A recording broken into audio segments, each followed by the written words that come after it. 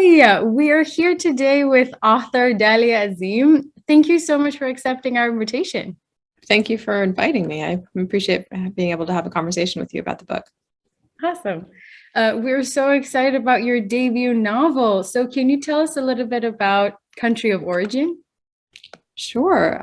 So yes, Country of Origin is my first book, and it's a multi-generational saga that opens in Egypt in 1952 as the city is burning, it's on fire, and basically there's a teenager who is witnessing all this from her parents' kind of sheltered house in Zamalek, and is starting to question what independence could look like for her. She does not lead an independent life. She has a very conscribed life. And those questions and what she is ultimately driven to do sort of branch out into these different elements of the book that after basically there's sort of it leads to this sort of mysterious midpoint, and then from there it spirals into the perspectives of other characters that shed light on that mystery.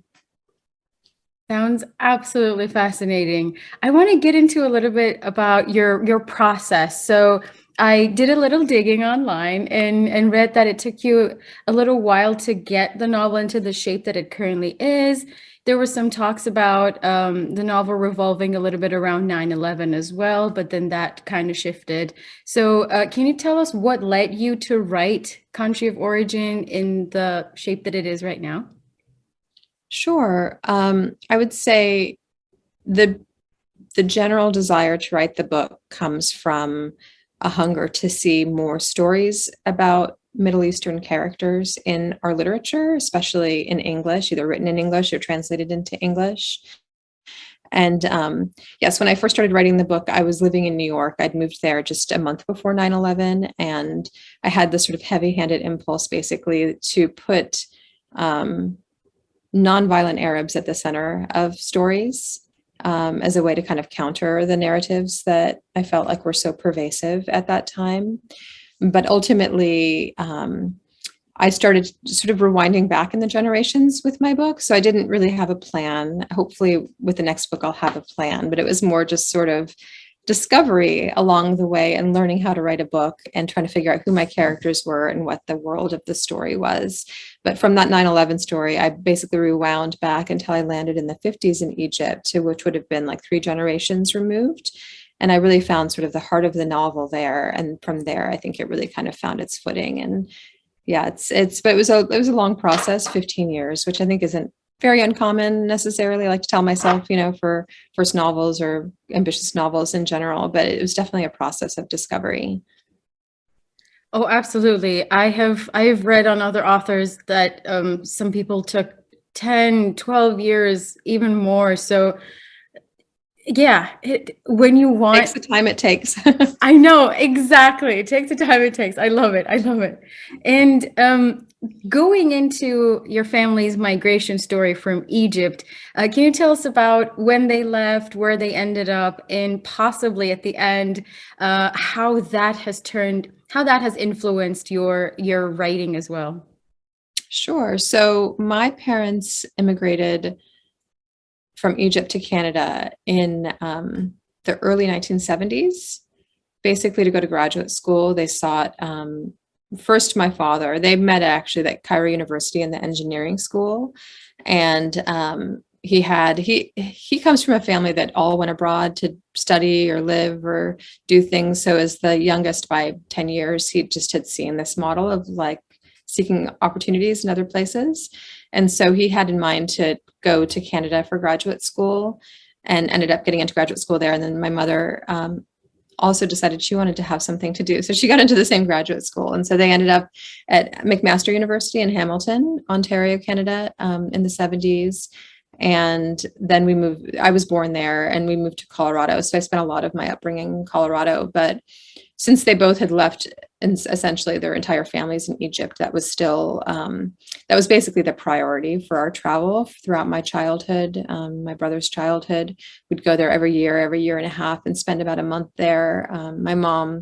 But both of my parents have big families in Egypt, but my mom's is entirely there. So yeah, I would say that was sort of the creative genesis for my writing and just for my thinking about Egypt, is just all the stories and kind of maintaining that connection to this place and the fascination with my heritage. Oh, beautiful.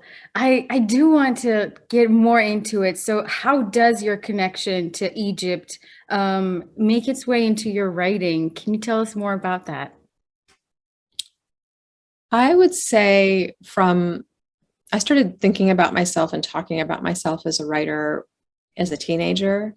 And so at least since then, at least since I would travel to Egypt many years ago and identify that way, there was a lot of people in my family who would say, oh, well, we have some interesting stories in our family and we want you to, carry them forward, or now they're your responsibility. So I was sort of I was a place into which a lot of family put their stories for a long time. And then just being a natural lover of stories and a storyteller, I think that was really where I found the most creative inspiration. I actually, before I got into this novel and this sort of 9/11 narrative, I wrote for 10 years without having any kind of ethnicity or like ethnic heritage in my stories. I mean, I could probably dig and figure out what that was about, but I think it just was less identity based in my writing. It was more about craft and about experimentation, which was really big when I was in college in the late 90s. Yeah, I would say ultimately, once I decided to write a realist novel about kind of a place of, that I'm fascinated and passionate about, then I turned to Egypt. It's honestly such an honor to have your book as a representation of a really powerful Egyptian woman writing about Egypt. So thank you for that. And I wanted to get into like the meaning of Egypt for you. So what does Egypt mean to you? That's a really interesting question. Is that the one that you said was a tough one? No, I think we got past the tough one. Yeah, the tough one was about the process, but yeah, this one can be a doozy too. Yeah. Yeah, that's an interesting one. What does it mean to me? It means heritage. It means family. It means deep history. I love going there. I took a trip with 3 generations of my family, with my parents and my brother and his family and my children, 4 years ago. And I'd actually, in all the times I'd been to Egypt, I'd never been to South Egypt. I'd never been to, on up the Nile and to see the temples and the Valley of the Kings, the Valley of the Queens. So just this incredible sense of history that I think fascinates people the world over. And I think that in a lot of ways, that's what people still think of when they think of Egypt. They think of pyramids, they think of the pharaonic times. And while that is fascinating to me, I'm just as fascinated by the modern Arab world. Gorgeous answer. Thank you for that. I was just wondering if I'd had answered it. Okay, good. Yes, it was beautiful. And I love how you kept the connection in like across your family. You took your children, your parents as well. It's so beautiful. And how has your involvement with the Blanton, if I'm not mispronouncing it, Museum of Art influenced your work? Well, my career, my day job, however you want to phrase it, has been in the art world for more than 20 years. So it's been a source of inspiration and also just sort of it gives me a sense of how artists come to their craft in a different way, in a different genre, obviously. I do a lot of reading and engaging with literature as well, but I think just having a job in the arts and something that's so mission driven has kept me deeply committed to my own craft and to honoring my own voice, to be honest. I think I probably would have continued out of stubbornness and in a sense of like just sense of urgency, writing these stories that I want to write. But I do think ultimately being inspired by the lives and the work of other artists has done a great deal for me. Amazing. And I do wonder, how has your work been received by the immigrant community? Have you heard from the diaspora? How are they connecting with your book? I think it's early days still. I mean, my book just came out 2 weeks ago, so the people that have already read it are typically people that have gotten advanced copies or have sought them out. So I think I'm just getting into that phase of the book finding its readers and finding its way to readers from all over, including the diaspora. I did have an opportunity. I mean, so this I think is the second real example of that in some ways. But a few weeks ago, there's a journalist, Ladani Nasseri, who was based in Dubai, who had reached out on behalf of Electric Literature, who she writes for sometimes, and she had connected with the book through their editor. And we had an interesting conversation over Zoom, and then she wrote it up for Electric Lit. But I feel like hopefully there's a lot more of that to come. And we can't wait for our readers to learn more about country of origin in you, and hopefully we'll have some more conversation about that as well. And now I want to get into the challenges and surprises while writing this novel. I think the challenges were many. I think just getting it to a place where it felt like a novel with a like kind of an intrinsic shape. I mean, for a long time, I was really driven by the characters that I wrote about and the world, but to actually find the storyline that would keep readers reading was challenging for me. And in other words, I think plot is something that I find challenging. At least with this book, I had a hard time. That just wasn't that's not the way I came to the book. It's not what I thought of. It's not like there was a dramatic storyline I necessarily wanted to tell. It was more about these characters and their experience intergenerationally with immigration. So finding my way to that sort of drama that makes readers want to turn the page, as well as just get engaged with a world and characters, was the biggest struggle of the book, and finding the structure to tell that story, especially with multiple perspectives. I spent a long time with shorter sections, and they would just sort of pass from section to section, and each character was explored in parallel. And I've read a lot of books that do that successfully, but I just think ultimately this wanted to be a story that really lingered in a particular point of view for a while before you spun off to another one. And with the complex timeline, I think that it's gentler on the reader as well. Surprises, I guess, is a similar answer. It's how I came to those solutions and how I came to that final structure, which I just was in. I had a book launch at Book People in Austin last week, and Elizabeth McCracken, who interviewed me for that launch, was saying that, so I wish I'd recorded that one actually. She was saying something about how the structure, like it has no logical sense, but it could be no other way or something, which is kind of a lovely thing to hear. It's like not an obvious structure, but it's ultimately, it's one that I think makes a lot of sense for this book.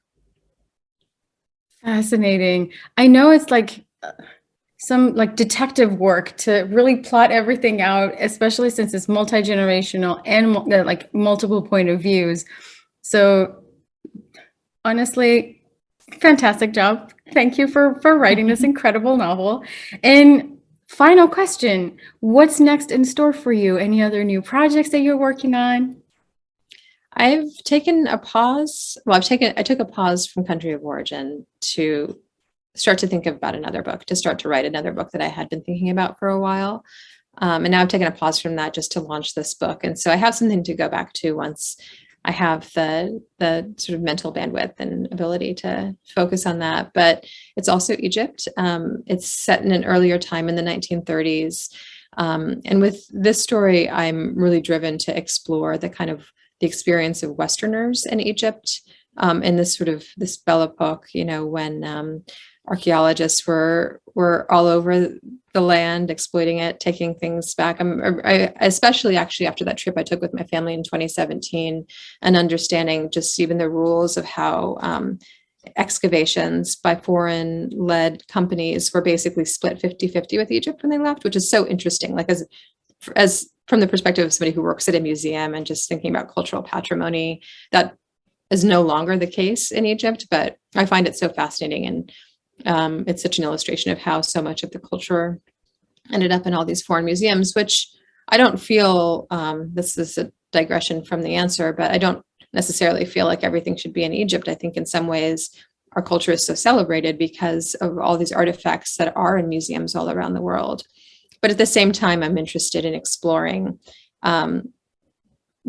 basically what an archaeologist experienced there. And actually, I want to do that from the perspective of the child of an archaeologist, sort of witnessing all this. I do actually have a plot with this one in mind, so it should be interesting.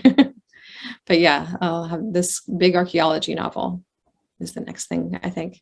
I am so excited to read your next project as well, especially like you have a particular point of view working at a museum and having your connections with Egypt. That is fascinating. I can't wait. Oh, no, you're the second person to say that in like a few days. I said the same thing at my book launch, and my friend was saying, I can't wait to read it. And I was feeling a little fatigued. I'm like, well, I wasn't sure.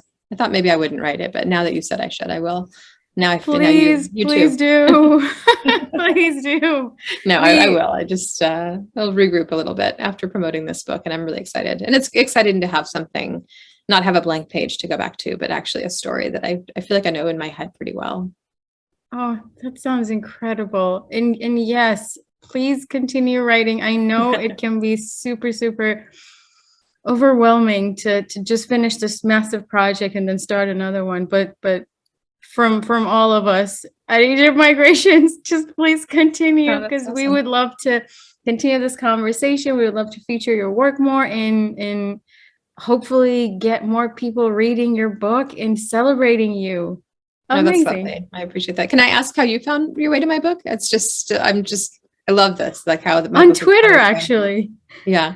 Yeah, I found it on Twitter and I was like, holy shit, yes. Oh, that's so wonderful. I really appreciate the support, and I'm excited to go into your archive and watch some of your other interviews. I'm glad you reached out. Awesome. Great. So I am all done. Any like parting words you wanted to share?